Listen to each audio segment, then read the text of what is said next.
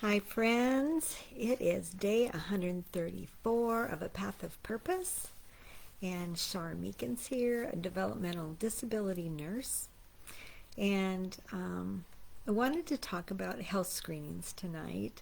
I am working on a training for several agencies coming up here on Thursday, and so I've been looking at what are some of the questions we go in asking healthcare providers for the individuals we're supporting. And I realized that they're actually the same questions that we should ask for ourselves. And that is, what is your family history? And what would be wise screenings to do on an annual basis based on that family history? Well, some of us already know that um, it's recommended that we have for women, right? Annual pap smears, annual mammograms, and for men older, after the age of 50, PSA levels and testosterone levels, and we could go through many recommendations on health screening. And I was thinking about it. Well, how does health screenings fit with my faith and believing that Jesus is the great physician? And I don't know if I'm right or wrong in this. It's just something I've been thinking about. And I had to go in and have lab work done recently, and for my thyroid levels.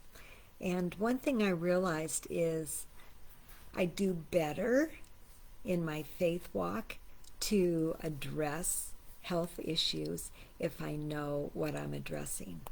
If I have a blank slate and I'm just believing the Lord for excellent health, that's not bad in and of itself, but I do better when I have specific prayer requests in mind.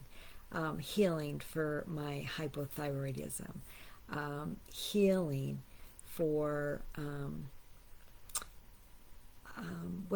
for food allergies. This is something that just in the last couple weeks I sent in testing, and I think I told you guys that I want to know what causes the congestion. Like yesterday, I purchased some protein bar, right, that I'd never eaten before. And this morning I had a major headache when I woke up.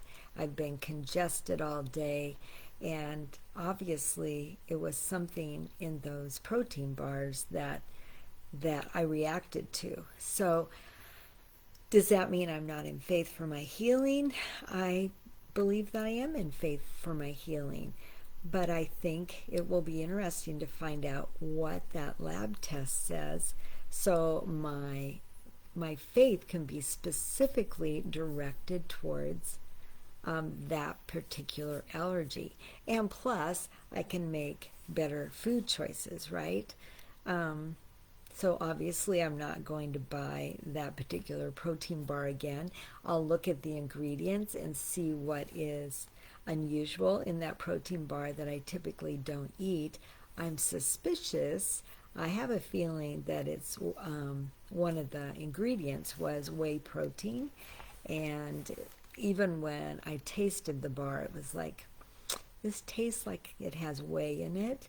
And again, I don't know what the allergies are, but I think we get to know ourselves and our bodies really well. And when I taste something that I don't necessarily like, it could be an indication that there's a reason I don't like it, because my body doesn't like it. So anyway, but in particular with supporting individuals with developmental disabilities, health screenings can be very difficult. They wouldn't tolerate maybe a pap smear. They wouldn't tolerate a mammogram. Oftentimes they won't even tolerate doing labs or a dental cleaning. And so if someone's really needing some teeth pulled or a cleaning done because of a severe buildup of plaque, that oftentimes requires sedation. And can that individual, can their health tolerate being put under sedation to have their teeth cleaned? There's just so many questions to ask when it comes to screenings. And then how long do we do routine screenings? At what point do you decide not to do mammograms anymore? I know for me, myself, and I there's different screenings that I wouldn't even bother doing. Not because it's not important, but because it's not a family history. I've never had a positive or negative result of a particular screening, and so why would I continue to do that same screening? Now, many other medical professionals would not necessarily agree with me. And so, but we need to recognize that each person needs to determine what they want to do for particular health screenings. There's individuals I support that they would never be able to do an eye exam. Maybe they wouldn't be able to tolerate even a hearing test. So there's so many factors when it comes to health screenings, what to look for, and if it's advantageous. So, for instance, I had one customer that they ended up with breast cancer, and so there was a family member that was the guardian, and so it was a challenging discussion for the healthcare rep and the physician and the individual to discuss what treatments would be best under the circumstances, because oftentimes someone with a developmental disability, mentally they'll tell you that they don't want to go to the doctor. They don't want to have a test. And so is that because they're fearful of doctors or because they don't understand the significance of the diagnosis? It's difficult to know. So I always have compassion for families that have to make decisions on treatments and on health screenings.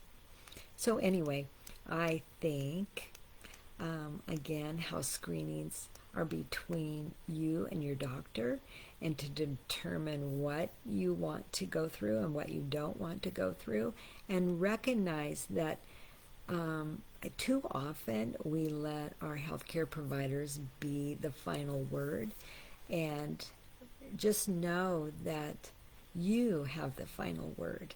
I had family members that had cancer and chose not to go through chemotherapy, but chose alternatives to chemotherapy and did really well for 10 years. So, it's not the same for everybody. You can each make your own decision. So, anyway, just health screenings on my mind, just because I'm going to be training it, and just think about how my faith fits in with health screenings and treatments. So, okay, we all have those same decisions, and some people just choose never to go to the doctor, and again, that's their choice. And we need to be careful not to judge or determine if we think someone's wrong or right based on their choices, because it's not our choice. All right, you guys have a great rest of the night, and we will be talking to you tomorrow.